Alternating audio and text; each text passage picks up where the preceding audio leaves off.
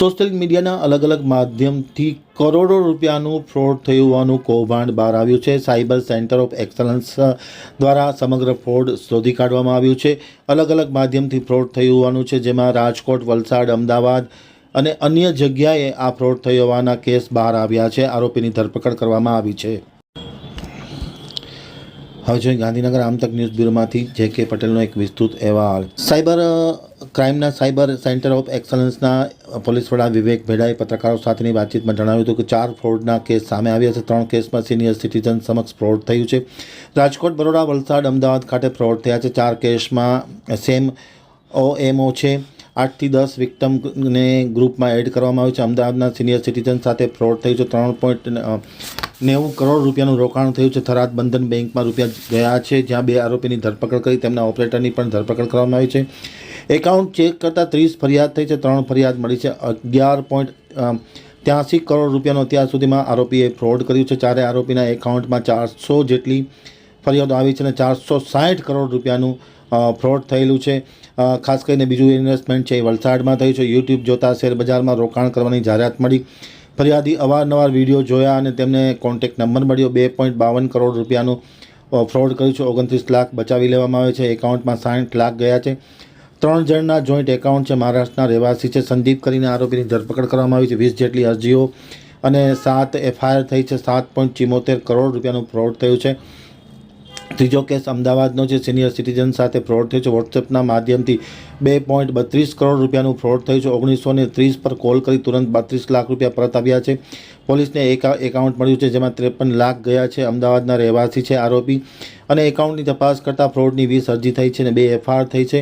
8.45 કરોડ રૂપિયાનું ફ્રોડ કરેલ છે. અને ચોથું ઇન્વેસ્ટમેન્ટ અને ફ્રોડ છે રાજકોટમાં થયું છે. બિઝનેસમેન સાથે થયું છે. 26.66 કરોડ રૂપિયાનું ફ્રોડ થયું છે. ગુજરાતમાં 50% એકાઉન્ટો ફ્રીઝ કર્યા છે. વોટ્સઅપના માધ્યમથી લિંક મોકલી અને ફ્રોડ કર્યું છે. લિંક મોકલનારા સામે ફરિયાદ દાખલ કરી છે. અગાઉ 2 આરોપીની ધરપકડ કરવામાં આવી છે. અગાઉ પણ 7 કેસના આરોપીની ધરપકડ કરવામાં આવી છે. 2 એકાઉન્ટ હોલ્ડરો સામે ફરિયાદ થઈ છે. 128 અરજીઓ ખાતા સામે થઈ છે. અત્યાર સુધીમાં 9 આરોપીએ 89 કરોડ રૂપિયાનું ફ્રોડ કર્યું હોવાનું વિવેક ભેડાએ પત્રકારો સાથેની વાતચીતમાં માહિતી આપતા કહ્યું હતું. DGP CID crime and railways doctor KLN Rao sir, DIG madam Parikshita Rathod madam ના માર્ગદર્શન હેઠળ cyber centre of excellence Gujarat તમામ પ્રકારના સાયબર ફ્રોડની સામે લડત કરવા માટે કટિબદ્ધ છે. આવી જ રીતે હમણાં જ તાજેતરમાં જ 4 એવા ઇન્વેસ્ટમેન્ટ ફ્રોડના કેસીસ અમારી પાસે આવેલા હતા. ઓલમોસ્ટ સેમ પ્રકારના ઇન્વેસ્ટમેન્ટ ફ્રોડના આ કેસીસ છે. એની MO પણ સેમ છે. તો એ આધારે સાયબર ફ્રોડ થયેલું હતું. એક એમાં નોટેબલ વસ્તુ એ છે કે 3 કેસીસમાં સિનિયર સિટીઝન છે એમની સાથે ફ્રોડ થયેલો છે અને એક કેસમાં બિઝનેસમેન સાથે ફ્રોડ થયેલો છે. 4 અલગ અલગ જગ્યાના છે. એક છે રાજકોટનો છે આ સાયબર ફ્રોડ, એક વડોદરામાં છે, એક છે વલસાડમાં છે અને એક સાયબર ફ્રોડ આ અમદાવાદનો થયેલો છે. આ સાયબર ફ્રોડના અમે તમામમાં આરોપીઓની ધરપકડ કરવામાં આવેલી છે અને ડિફરન્ટ લેયરમાં જે રીતે અકાઉન્ટ્સમાં પૈસા ગયેલા છે તેમની ધરપકડ કરવામાં આવેલી છે. તો આપણે ટર્ન બાય ટર્ન 4 કેસીસની વાત કરીશું. સૌપ્રથમ આપણે વડોદરાના ઇન્વેસ્ટમેન્ટ ફ્રોડના કેસની વાત કરીએ છીએ.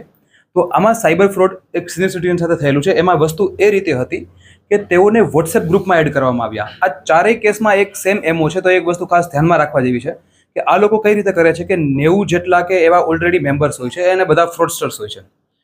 એમાં કોઈ વિક્ટિમ્સને 8-10 જેટલા વિક્ટિમ્સને એડ કરવામાં આવે છે જે પ્રકારે, અને એમાં કમ્યુનિકેશન થતું હોય છે કે આ પ્રકારે ઇન્વેસ્ટમેન્ટ કરીએ તો આ પ્રકારે પૈસા મળશે. એમાં કોઈ પોતાના નફો થયેલો હોય છે એવા બી સ્ક્રીનશોટ મોકલે છે. એ બધી વસ્તુ જેવું પહેલેથી પરફોર્મ કરેલું અને પહેલેથી ડિસાઇડ કરેલું હોય છે કે પેલાને લ્યુર કરવા માટે, પેલાને લાલચમાં ફસાવવા માટે. તો આ રીતે વોટ્સએપ ગ્રુપમાં રોક ક્રિક નામની એપ્લિકેશન ડાઉનલોડ કરવા માટેની વાત કરવામાં આવી. ગ્રુપમાં સિનિયર સિટીઝનને એડ કર્યા અને ત્યારબાદ એપ્લિકેશન માટે તેમને પ્રલોભન આપવામાં આવ્યું અને અંતે એમને 3 કરોડ અને 90 લાખ રૂપિયા આ રીતે તેને એમાં ઇન્વેસ્ટ કરી નાખ્યા. થોડા સમય સુધી એમને નફો મળતો હોય છે. પછી ગ્રેજ્યુઅલી જેમ જેમ વધારે ઇન્વેસ્ટમેન્ટ કરતા જાય પછી ખબર પડે કે આ પ્રકારની કોઈ ઇન્વેસ્ટમેન્ટ માટેની કોઈ સાઇટ એક્ઝિસ્ટ નથી કરતી અને આ રીતે એમને ફ્રોડ થઈ જતું હોય છે. તો આ પ્રકારે જે તેમનું પછીની મનીની ટ્રેલ જોવામાં આવી તો અમને એ મળ્યું કનેક્શન થરાદ ખાતે કે થરાદમાં બંધન બેંકમાં મતલબ જે 4 આરોપીઓ છે તો તેમના ખાતામાં જે પૈસા ગયેલા છે. તો એમાંથી 4 માણસને અમે પહેલાં તો 2 માણસની થરાદથી ધરપકડ કરવામાં આવી. એક હતા રામાભાઈ લાલજીભાઈ પંડ્યા અને એક છે દર્શનભાઈ હરેશભાઈ પુરોહિત. આ 2ની ધરપકડ કર્યા બાદ અમને વધારે ઇન્ટેલ એ મળી કે એમના બીજા પણ 2 છે કે આ એક બેંક ખાતાધારક હતા પંડ્યા છે અને એક છે ખાતાના સપ્લાયર હતા જે પુરોહિત છે. પછી મેન આના ઓપરેટર હતા એ બંને ભરૂચ ખાતે હતા, તો તેઓ બંનેની ભરૂચ ખાતેથી ધરપકડ કરવામાં આવી હતી, જેમના નામ છે અમૃતભાઈ હમીરભાઈ જોશી અને રઘુરામ ભૂરાભાઈ પાંડવ. એમ આ 4 લોકોની ધરપકડ કરવામાં આવી. અને પછી ત્યારબાદ અમને ચેક કરવામાં આવ્યું તો આના જે અકાઉન્ટ્સ છે, અકાઉન્ટ નંબર છે, એમાં ટોટલ 30 જેટલી કમ્પ્લેન થયેલી છે અને 3 જેટલી તો FIR પણ થયેલી છે અને એમાંથી 3 જેટલી કમ્પ્લેન ગુજરાતમાં પણ થયેલી છે.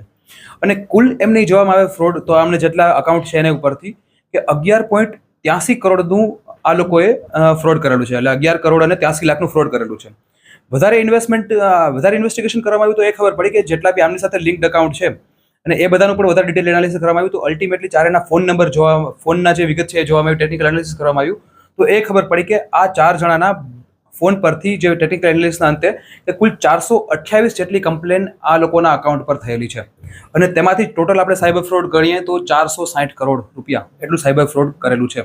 તો આ 4 લોકોનું ધરપકડ કરીને આગળની જે પ્રક્રિયા છે એ શરૂ કરવામાં આવેલી છે. તેઓના રિમાન્ડ પણ અમારી સાથે છે અને તેમનું આગળની વસ્તુ પણ કરવામાં આવશે. અને ફર્ધર જે ઇન્વેસ્ટમેન્ટ ફ્રોડ છે તો કઈ જગ્યાથી જે થયેલું છે કે જે આ રોક ક્રિક એપ્લિકેશન છે તો એમની પણ અમારી તરફથી જે ફ્રન્ટ લાઈન છે એનું પણ ઇન્વેસ્ટિગેશન કરવામાં આવી રહ્યું છે અને આગળની આપને પણ અપડેટ આપશું.